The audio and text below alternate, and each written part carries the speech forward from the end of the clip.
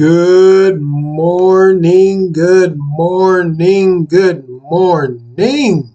The sun is shining, the birds are chirping, and you are breathing.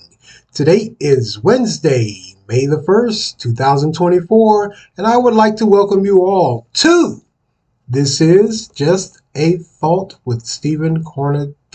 Hope everyone is enjoying their Wednesday midweek swing, and yes, it is the 1st of May. Wow, hard to believe we're 5 months into the year. Time is zooming by. Wow. Before I go any further, hit that like and subscribe button along with that bell icon so you can get notified when I drop these podcasts. Keep you all in the loop. Hey, there's going to be a lot of interesting topics, and hey, some you may like, some you may not. You may say to yourself, what is this nut job talking about? I wish he would shut his mouth. But hey, whether yay or nay, it's going to be we're going to have a lot of interesting conversations and topics that I'm going to talk about. And I would hate for you guys to miss out. So like I said, hit that bell icon so you can get notified. Along with that, hit that like and subscribe button also. Man, it's going to be, I think now more than ever, and I'll get into this a little later, I really think there needs to be a lot more, I won't say communication, but a lot more talking and less voiceful opinion. Because it appears to be what is going on, and there's a lot of conflict and turmoil going on just throughout the day. I mean, even I see it just in my day-to-day dealings, walking around town or interacting with folks. Folks seem to have a huge chip on their shoulder. And man, I can't tell you, I don't know where it came from. Some say it came from Donald Trump. Stirring up a lot of emotions. Okay, you allow one human being to get you all bent out of sorts, so much so you can't interact with other human beings, and not unless you're arguing or making sure your point is getting across. Who says we can't be controlled by man? If you're going to go with that theory, I've heard that a lot, and I know you have too. But well, let me get back on topic here, folks. Like I said, hit that bell icon so you get notified when I drop these podcasts. Hit that like and subscribe button also, so you can stay in the loop. Don't want you to miss out on anything. Don't want you to miss out in anything. And also get in that comment section. Let me know what you guys think. I mean, do you like it? Do you not like it? Should I talk about this? Should I talk about that? Should I talk about something else? Or should I just shut up? Let me know. Hey, I won't bite. I won't bite at all. Pretty thick skin. All right, let's move along here, folks. Hey, today's word of the day, eventuate, which means to come about. Eventuate. Oh, man, that was a doozy. I gathered. I don't know. Just a word of the day. Man, hey, the weather has finally broken. Really hasn't broken too much here in North Carolina because we really didn't have a cold winter. It was warm. We had a warm winter. And it looks like we're having a pretty warm spring thus far so far. Man, temps are in the 80s, and the weekend is looking lovely. Also, temps are going to be up in the mid to upper 80s. Wow. It's just lovely. Sun's out. You hear the birds chirping. Everyone is out walking around, greeting each other somehow, I gather. It's just, I just love this time of year. Not too hot, not too cold, just right. Like I said, the temps are in the 80s. No rain is really expected for us here in North Carolina. Maybe sometime next week, I gather. And also, man, of course, with the spring, the Midwest and the Southwest, they are getting hammered with these tornadoes. Man, from Texas to Nebraska, Oklahoma, Kansas, up in Illinois, Montana, where yada, yada, yada. You can run the list. That Midwest has been torn apart. Seems like every single day. And this is to be expected. with the weather, the seasons changing, the air is becoming unstable. Hey, it's just to be expected. But pray for those folks out there in the Midwest. 'Cause like I said, it's like every day um, we turn on the news and that's what we see. Those tornadoes coming through, just tearing whole towns and communities apart. But those folks that remain have, of course, vowed that they're going to tough it out. I gather by now, or at some point in time, they probably got used to it. I mean, very much like us here on the East Coast, certain parts of North Carolina or the entire East Coast, we know what happens later on when the summer comes rolling through and going into the fall. Here comes the hurricanes. So out there in the Midwest, when the spring comes, when the weather breaks, here comes the tornadoes. Pray for them. Pray for them. But moving along here, man. Like I said, the temps here in North Carolina is lovely. It's in the 80s. And hey, I just might catch me a little concert in the park here in Durham Friday night. It's a great way to end a hectic, long work week. And if you're from around this area or you're nearby or if you're traveling through Durham, I believe they call it every first Friday all the way up until, I want to say October. They have some performers come out, some musical performers come out, and you just sit out on the lawn and enjoy yourself. Have some beer and some great eats. So that's probably what I'll be doing Friday night. Man, sound like an old man. Hey, it relaxes me. I ain't a club person anymore. I ain't that club dude anymore. Never really was. But man, I gotta say, I think this might be my second or maybe third year going, and every time I go, I enjoy it. It's no matter what music is playing, whether it be rock, R&B, jazz, or whatever, what have you. I thoroughly enjoy it. I'm not too sure if it's just the music or is it the beer, but hey, I enjoy it. I do enjoy it. So hey, if you're around this area or if you're from Durham or stay in Durham, check it out every first Friday at Durham Central Park. It's a great way to just to get out the house and just relax. And you don't have to spend $1,000,000 either. Like I said, it's food trucks out there. You got a lot of vendors. You got some beer vendors, food vendors, dessert vendors, yada, yada, yada. You can run the gamut, and it's not that expensive. It's a great way to spend the night, like I said, or the end of the work week for me. After a long, hectic work week, it's very relaxing. Very relaxing. I wish they would do it every Friday, but yeah, that's too much, I guess. I gather. But hey, like I said, if you're in Durham, check it out. Check it out. Check it out. All right, let's move along here, man. Ooh, the NBA playoffs are in full swing.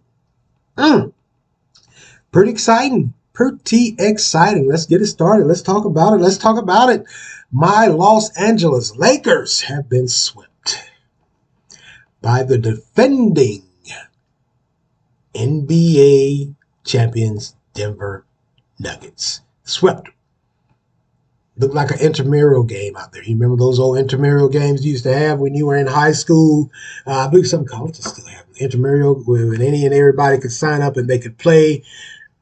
That's pretty much what the Lakers look like. I got to be honest. I'm a Lakers fan. They look horrible. They look like trash. They look like stink. They just did.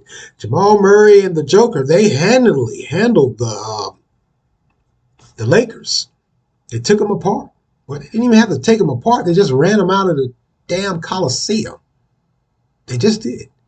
LeBron James and Anthony Davis, I mean, they did their thing. They tried to fight and throw some haymakers here and there, but they just couldn't win not one single game.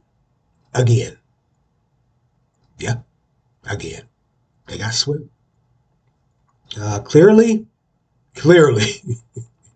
Lakers got some work to do in this offseason. Now, there's been talk, there's been speculation that LeBron may just go on and call it quits. If he doesn't retire, he may go on to another team. I don't think he's going to retire. I don't even think he's going to go to another team, to be honest with you. I just don't. I don't see it. I don't see him going to another team. I just don't.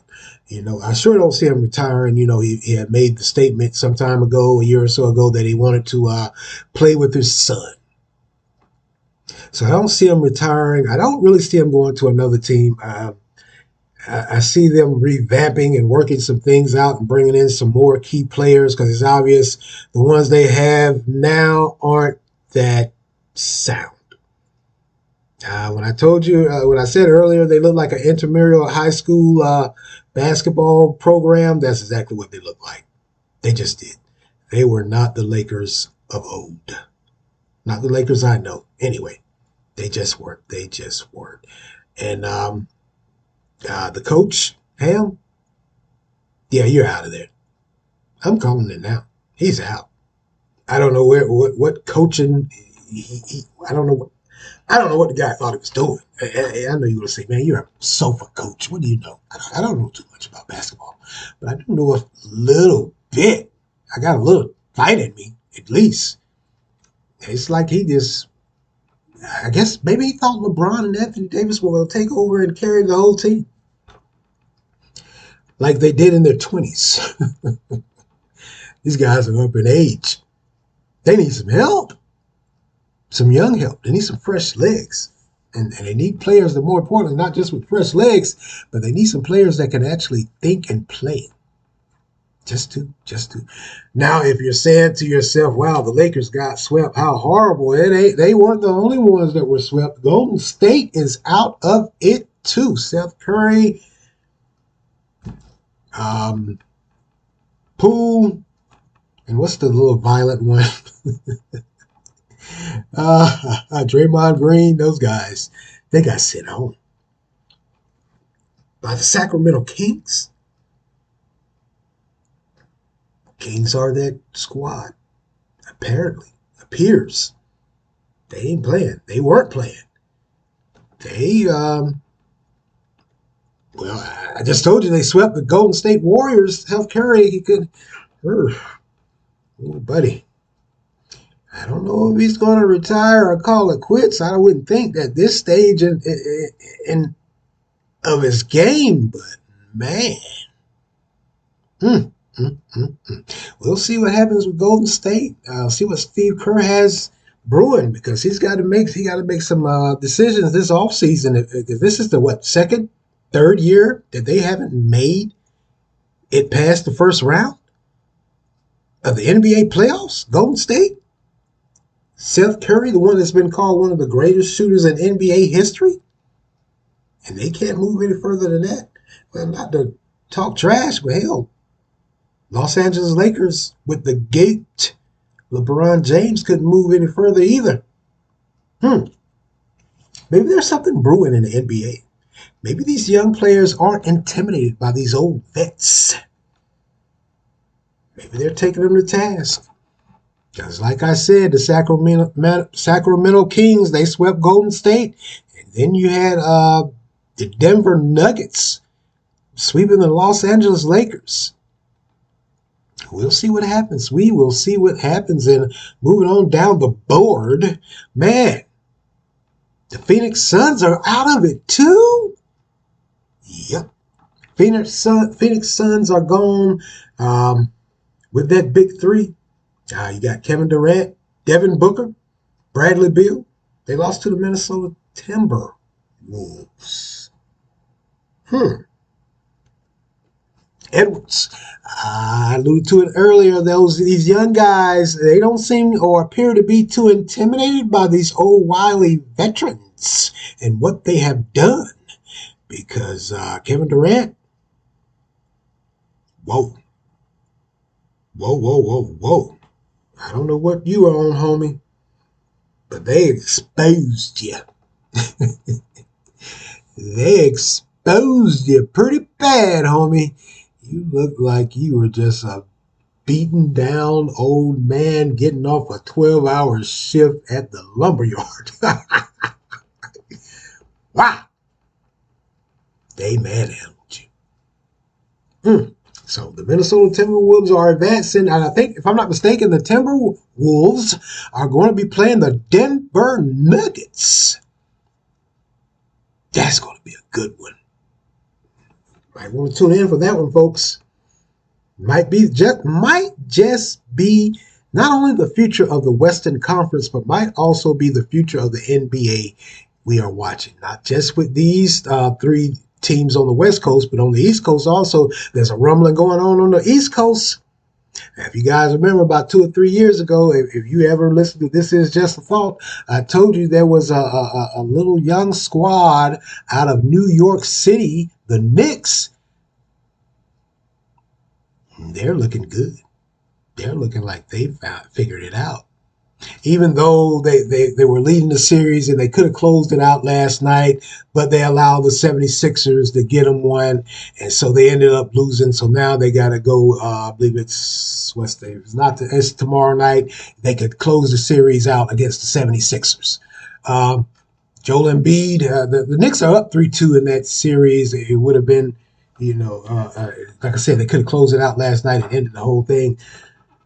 Joel Embiid, he's hurt. He's playing hurt. It appears even during the regular season and when he gets to the playoffs, he's hurt. He's always playing hurt. He can only do so much. And the Knicks and Brunson and that squad, they're looking good. But in a little bit of an update of sorts, because like I said to myself some time ago, I said, man, Joel Embiid is always hurt, man. What in the world? Like I said, he's playing with an injury now, but he has been diagnosed with multiple sclerosis. So not trying to push him aside, but the 76ers at some point in time here in the near future, they're going to have to find another player. If you know anyone that suffers from or has suffered from multiple sclerosis, it's a debilitating disease. Some folks go through it quickly, and some it lingers for a while. And then there's some, with the advancements that's been made in medicine, there's some that can, still persevere and still are able to do things. I don't know if he was diagnosed early enough for him to be that, of that group that still can persevere and to still be able to do things. But I really just don't think, and I'm being honest, and you have to be honest with yourself, I really just don't think he's going to be playing basketball too much longer. Maybe I'm wrong. With the diagnosis of multiple sclerosis, I don't know. Who knows? Who knows how long he has? But I got to tell you, he's like always, even before this diagnosis, he always has played his heart out. He's always played his hardest. Just has. So if New York can close it out tomorrow night, that's the end of the 76ers run in the NBA playoffs. Pray for Joel Embiid. Maybe he can be one of those, that they caught it in time, and it won't be so debilitating. Yeah, I mean, the guy can play. He just can't. All right, let's move along here. Also, let's go further down the list, and I'm going to end it with this one right here. The Boston Celtics lead the Miami Heat. They could have closed it out, or they can close it out tonight. They're up in that series 3-1. Jimmy Butler's out with an injury, and it's showing for the Heat. They have a few flashes, but that's just what they are, flashes. Boston appears their own one again. Now, will Boston close the series out and advance like they did the previous years to the NBA Eastern Conference Finals only to lose? Or will this be their year, Jason Tatum and company, that they go further? Maybe win an NBA championship. I don't see that. I don't see them winning an NBA championship. I'm looking at Denver Nuggets. Denver Nuggets again.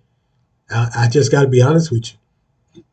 They're playing hard. I know folks are saying Dallas, the Mavericks, yes, they are. They're playing good too. But what's your answer for Djokovic? I don't think anybody has an answer for that guy. I just don't. Whether it be from the East or the West. I just don't think anyone has an answer. How do you answer a big man that could not only dominate you inside, but could step outside of that paint and just start launching jumpers and threes, or can stand in the paint and distribute the ball. What defensive scheme can you draw off of that? Because he's not standing there like Lurch or like Frankenstein. He's he's ripping that ball. He's stepping back, launching those jumpers. How do you answer that? The Denver Nuggets are going to be the new prominent, dominant team in the NBA. I think just so, just so. But we'll see what happens. Like I said earlier, I think a lot of these young guys, because Djokovic and Murray, and with Boston and Tatum, even though he's been in the league, he's been in the league. Yeah, Tatum's fairly young. He hasn't been in the league that long. And you got New York with Brunson. These young guys. They ain't running from these old heads. They just aren't. They just aren't. Man. So we'll see what happens. We will see what happens. Hey, let me give you guys an update. It's been a minute since I've been up here, and I do apologize for that. If you listen to my last podcast, I talked to you guys about my colonoscopy. Everything went well. I went through with it. I didn't chicken out. I didn't chicken out. I didn't run and hide and stick my head in the dirt or anything like that. Hey, it had to be done. I had to know. And everything went well. They did find one small polyp was found, but it was non-cancerous, of course, and that's a blessing, an extreme blessing. I went in on a Monday, April 1st, to be exact, 1 month from this date. Went in. They prepped me. I did the prep before I went in. Man, that's the hard. The prep's not bad. You take all of your stool softener. You take your Miralax, your Gatorade. Your little gas pill, and that's not so bad. But me being greedy and hungry and always eating, when I woke up the next morning, I was starving. I said, man, I gotta have something. Can I have a piece of cracker or bread or something, a toast or something? Man, please help me. No, can't eat anything. That was the hardest part for me. I did fine with the prep work, going in, taking, like I said, the Miralax, the stool softener, the Gatorade, the Gas X, all that good stuff. Did fine with that. Drunk all of that concoction, however many times. I think it was 3 times I had to drink it. 2 times that day before, and then the next morning when I woke up, I had to drink another concoction of it again. I was fine with that. It's just that, man, I was hungry. I just was. So that was the hardest part for me. So, after that, my appointment came up later that afternoon. I went in. They made me feel so special. They did. I got to tell you, those were nice folks. Uh, Usually when you go to the doctor, there are a few that are really nice and kind, but with all that what if and that pressure on you for that colonoscopy, I was kind of worried. I'm like, are they going to be a bunch of jerks or whatever, what have you? But the folks the facility I went to, they were very nice, kind, warm, and welcoming, and understanding. And I'm not that type of guy that get in there whining and crying and whatever, what have you. But there was a good medical staff there, and they treated me very well. So that helped ease the worration a little bit. So, the prep came, they told me what they were going to do, yada, yada, yada, rah, rah, rah, shish, boom, bam. Then, they said, hey, we want to sedate you. And I'm saying to myself, it's a good thing you are, because you don't know me. You go back there, there's going to be a whole lot of furniture moving in here. But they sedated me. And the craziest thing is that the sedation medicine they used to put me under was propanol. Or propanol, or propofol, however you say it, propofol. Well, if you don't know, propanol or propofol, it's the medicine that Michael Jackson took or was taking to go to sleep, and he OD'd. Wow. Right, when they said they were giving me that, the propanol, looking like, what? And they said, "Don't worry, we're good. We're going to administer it right." And that apparently that was the problem with Michael Jackson and his doctor. His doctor was a medical doctor. He didn't know how to administer that anesthesia. Apparently, it's apparent now. And when they gave it to me, I got to be honest with you. I can remember getting ready to say something, and after that, I don't remember a damn thing until I woke up with my glasses back on. And I'm saying to myself, "Well, who the hell put my glasses on? I didn't put my glasses on." So if that is what Big Mike was taking, phew, I can see it. I've never been put under a day in my life, so maybe I am I'm an old softy or whatever. I don't know what I'm talking about, but I've never been sedated a day in my life.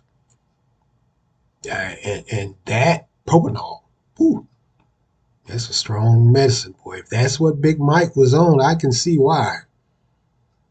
I can. Good Lord. That was some strong medicine. But yeah, everything turned out just fine. And man, I'm so thankful and blessed. Now, next up, when I go to the doctor later this month, prostate exam. Got to talk to him about that. Hey, if you know anything about prostate as it relates to us and African American males, we have the highest number of diagnosis and fatality with prostate exams in recent years. A lot of it is because, of course, habits or whatever, eating habits or lifestyle habits. When I say lifestyle habits, the drinking, the smoking, yada, yada, yada, rah, rah, rah. But not only that, but a lot of deaths that occur from prostate cancer in African American men is because we don't do those routine doctor's visits. We don't do them like we should. And if you've been listening to me I've been doing this for about 3 or 4 years. Hey, June is coming up next month. Men's Health Month. One of my main topics, no matter what I talk about, whether it be high blood pressure, cardiac, cardiovascular disease, prostate cancer, colon cancer, lung cancer. One of the main things I talk about and I horn in on, and I will beat you over the head with it. And now I'm beating myself over the head with it, is routine doctor's visits and screenings. Gotta do them. Gotta take them seriously. There's no gray area. There's no wiggle room. Go do it. It has to be done. It's your life. So yeah, when I go to the doctor later on this month, prostate exam. Gotta know. There's no way around it for me. I can't just sit back and wait for the bottom to fall out, literally and figuratively. Just can't. Just can't. Just can't. But yeah, I'm most definitely glad that everything turned out all right. I was a little worried. I got to say, when they said they found the small polyp, and the doctor kept emphasizing, "Hey, it's a very small polyp. We wanted to send it out and get it tested within that week." I went in on Monday. I found out on Friday everything was fine. It was not cancerous. Got to take that step. No one's going to take that step for you. Uh, I'm not going to stand on a soapbox and act like I'm this health guru, because I too have. I put off doctor's visits. I have ignored warning signs and feelings and uncomfortability, just like many other men out there. But just at some point in my life, I just realized, okay, this is my life I'm playing with. Let me stop bull jiving and let me take control of it. I don't want to be a burden on anyone. I just don't. I don't want to be that guy that this could have been prevented, or it could have been maintained. And like I always say, it's too late at the last minute. When I get there, all they can do is tell me what I got, make me as comfortable as possible, and prepare. Don't want to be that guy. Don't want to be that guy. And don't you be that guy either. Change it. You can, as long as you're breathing, you can change your habits, your lifestyle choices, and how you feel about the doctor. I understand for us as black men and black women also, I understand as African Americans, we haven't had a too favorable experience with doctors. And we could run the list and the gamut of things that, and whatever, what have you, that has been done to us as far as medicine. But I think if we not only take a proactive stance, but go in and let them know, hey, whatever the case may be, this is what's going on, this is what's not going on, this is what I'm going to allow, this is what I'm not going to allow, and you got somebody with you that's backing you up, I think that foolishness that happened in the past, we can be done away with it and get ourselves and get our health back the way it should be. I just do. All right, I'm going to get off that subject. I'm going to get off that soapbox. All right, let's go get it. Man, unless you've been up under a rock these past couple of weeks, I'm sure you've been, and like I said, I haven't been up here in a while, but I've been watching the news. I always watch the news. I'm always reading articles. I'm always reading the newspaper. Wow. Protests. This anti-Israel and anti-Palestine, or pro-Israel or pro-Palestine protests are heating up all over the United States, but it's heating up on college campuses. I mean, it's going on across the country, and these young men and women are up in arms. Tents are being set up by protesters from New York City, Columbia University, to California, USC, and UCLA, to little old now, the University of North Carolina at Chapel Hill. They're having clashes with other protesters. If you saw that one coming out of Cali, whoo, those guys, I'm not sure which side of the fence they were on. It just looked like a herd of, there's like two bulls just ramming each other, or two rams. Wow. They ain't holding no they ain't holding no punches or sticks or kicks against each other. Now, as early as last night in California, they, like I said, they clashed with police that were trying to break up, the protests, and telling them they didn't have the right to not only protest, but you don't have the right to set up these little tent cities and makeshift encampments on college campuses. You don't. Not only do you not have a permit, it's just not permitted. Period. So the police are coming in, and they're trying to clean everything up, and they're clashing with these protesters.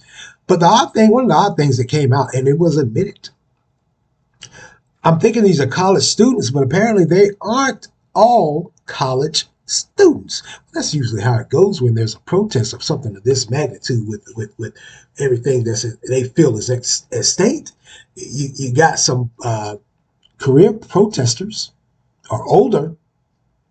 They go over to the college campuses and get those kids all riled up. And this is what we have. Because if I'm not mistaken, the police in New York, that's what they came out and said, hey, these aren't all students. These are some folks that aren't even affiliated. These aren't all students and all professors. Because some of the professors joined in with the students during the protest. They said they're not all students and not all professors here. These are some outside entities that are coming on our college campus, at least, and influencing and interacting and clashing with police. Here in Chapel Hill yesterday, a Palestinian flag was raised. The U.S. flag was taken down, and the Palestinian flag was raised here at UNC Chapel Hill and in Columbia also yesterday before police took it down. Understand everyone's fight and plight to get their voices heard and get your point across, and have someone to understand your needs and wants and what's going on. Because, man, what's going on in Israel and Palestine, I should say, that West Bank, and it is horrible. Just like what happened back last year in October in Israel was horrible. It's just horrible that we as human beings on this earth, we can't get along. Um, we can agree to disagree, and hell, we might not even like each other. But when you go to this course, this extreme, what is going on in Israel and Palestine, and now on these college campuses with the clashes with police, the fights, the whatever, what have you, that's a bit too much. I think your point, like I've always said, is from my understanding, when you resort to violence, your point doesn't get across because all is that is seen, honestly, truthfully, is violence. Even in our own personal relationships with those we love, those we care about, those we've seen or have known every day of our life, if we have an interaction, a negative interaction, and we're having a problem and we're trying to get our point across or whatever, what have you, when it turns violent, you forget the whole damn point. All you know is you got to retaliate. Same difference. If I'm wrong, I'm wrong. I don't think I'm wrong. This is the same difference. When you resort to violence, nothing gets proved, nothing gets handled, nothing gets accomplished either. So that is what is happening on our college campuses so far. Wow, that is, yeah. A lot of parents, I know they're sitting there watching at home and wondering and thinking, wait a minute, is my child involved in this? Chances are. Chances are. And they may be fine with it. May be fine with it indeed. Indeed. All right, let's move along here, man. The reason why I'm doing these stories is because I'm trying to figure out, or I'm trying to comprehend and understand why everyone is so violent and up in arms and their interactions with each other. It just seems like it turns into violence. There's no resolution. No one. It appears that no one's sitting down talking anymore, or they're just it's just violence coming out the gate. Here in North Carolina on Monday, I'm sure you guys have heard it made the national news. Not only was there a violent interaction between law enforcement and a wanted fugitive, it was deadly. Uh, Local law enforcement in Charlotte, along with the U.S. Marshals, was serving a warrant on a 39-year-old felon, and he was a fugitive. Apparently, he had some gun charges and some possession of marijuana charges throughout the state here, from Alamance County to Person County. And they finally tracked him down after a year of him failing to appear in court back in February of last year. They finally tracked him down to a Eastern Charlotte neighborhood, and it didn't end so well. So Monday afternoon about 1 o'clock, when the U.S. Marshals and the Charlotte Police Department showed up, suspect decided to shoot it out with law enforcement officials, killed 2 U.S. Marshals and 2 Charlotte police officers. So four law enforcement officials are dead and 4 law enforcement officials were injured. So he shot 8 people with, I believe they said he had an AR-15 and a 40 caliber handgun. And they found also several rounds of ammunition. Well, if you got the AR-15, you got to have some ammo, especially if you're a wanted fugitive and you're going to shoot it out with police or law enforcement. By the way, he was shot and killed. So a total of 5 people are now dead.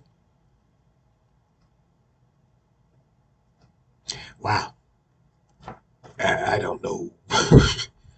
I'm not laughing, but I'm really and truthfully, I'm trying to understand why it seems that violence is so prevalent now in this country, in this world. Why is it? Maybe COVID, because some folks, like I've said before, have said that COVID, with that isolation and lockdown and quarantining, it left a lot of people on edge. They lost track of their emotions or whatever, what have you. Bull dookie. Bull dookie. This is who you were before COVID. This is how you interacted with people. This is how you interacted in your life. You can't. I hate to sound like a heartless bastard, but I gotta be honest with you. I don't. It's just an excuse at this point for me. I mean, for folks to just their interaction with each other is violent. It's extremely violent.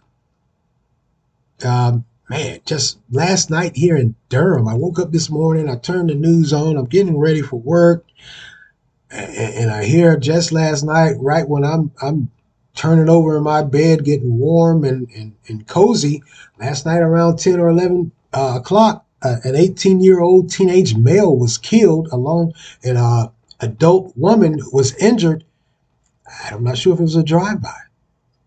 Could have been.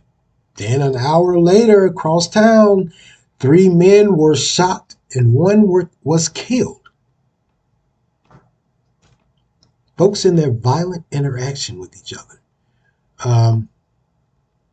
It's a continuation, I should say. I can't give, like I said, I can't give you COVID. And the reason why I say I can't give you COVID is because folks was doing this before COVID. COVID just slowed it down because everybody was in the damn house. They couldn't come out. So you can't put the burden fully on COVID. This is what folks were doing before 2020 or 19. They just were. I got to be honest with you. They just were. And I'm sure many of you can say to yourself, yeah, he's about right. They were doing this crap before COVID.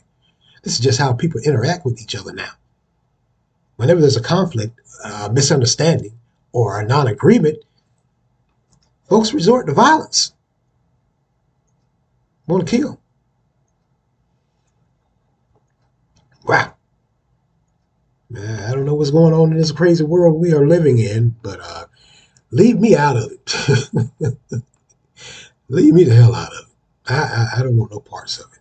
I'm not going to regale you with all these numbers and statistics about, from year to year, the month to month, country to country, state to state, crime to crime, whatever, what have you. We all know. We see it every day. I wish I could say I had a solution to the problem, but how do you have a solution to the individual person and their feelings and emotions and what they think and believe, or how they view that they should handle a situation or situations? How do you solve that? The individual person and their mind. Can you? I don't know. I can't tell you. I can't give you that. I can't give you that. But man, it appears we in this world, I almost said country, but we in this world as a whole, is violence prevalent? Yep. And I'll update you guys later on because before I took my little hiatus, Haiti. I talked to you guys about Haiti. We all know the violence that's going on down there.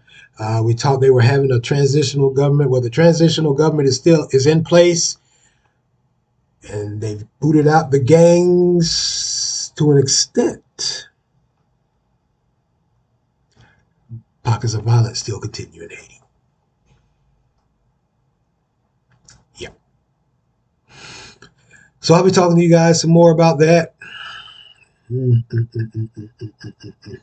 Folks. What kind of world are we living in? What kind of world are we living in? And we're steady bringing children into this world with this violence and nonsense. Adults can't get along. So they resort to violence. The same thing we tell our kids when they're young, when we see them getting mad and frustrated and throwing a temper tantrum and they're fighting and pulling and tugging at each other. We say, hey, that's not what you do. Don't do that. Talk it out. But we as adults can't do it either. Can't even do it driving down the damn road. We're arguing at each other.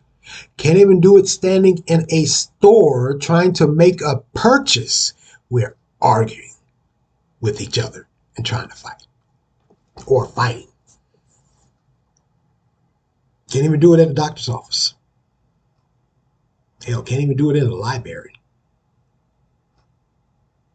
Perhaps somewhere, somehow, I got a sneaky suspicion this next one, it has happened before and it may be happening too. Can't even do it in church.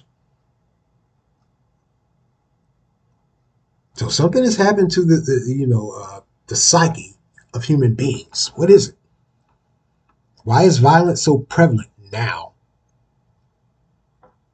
And it's seen as an easy fix when it's not an easy fix because you just created a whole host of more problems. Just have. Just have. Just have. Well, I'm going to get out of here. I'm going to skedaddle. Hey, before I go, I almost forgot. Hey, man, tonight I'm going to be watching this Brittany Griner interview. You know, that's the WNBA star that was held in prison in Russia. I'm going to be watching her interview with Robin Roberts tonight. Should be very interesting. And if I'm not mistaken, I believe they said she has retired from the WNBA. She's been through a lot. Uh, I've never, myself, personally, I've never been in a Russian jail. Hell, I never even been to Russia. But man, that's one of the roughest jails, they say. Not if not just in Russia, but quite possibly the world. I think Turkey has some. China has some more. But that's a bad spot to be in. That particular Russian prison out there. I believe it's in Siberia. And that should tell you right there. That should end the conversation. So yeah, I'm going to be watching that tonight and see what's going on with her.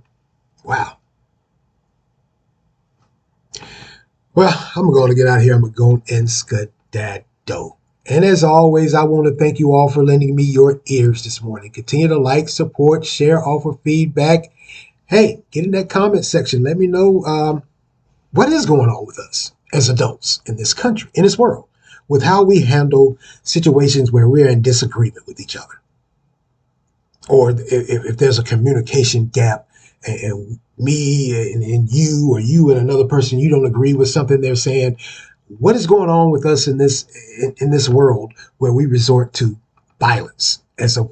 I can't even say anymore it solves anything, because it doesn't. And I think by now we have been on this earth long enough. We know that when we resort to violence, it doesn't solve anything. It just creates more and more and more and more. It rolls on downhill. So what is going on with our psyche that violence is not only prevalent, but it's many instances, that's what we see as the only way to solve our disagreements or get our point across. Get in the comment section. Let me know what you guys think. Hey, let me know what you guys think about the NBA and these young bucks, because it appears they are running these old heads out of the NBA. Times have changed. Times have changed. It just have. Hey, like I said, I want to thank you all for listening, lending me your ears. Continue to like, support, share, hit that bell icon so you can get notified when I drop these podcasts. And thank you for listening to This Is Just a Thought with Stephen Carnegie. Amen.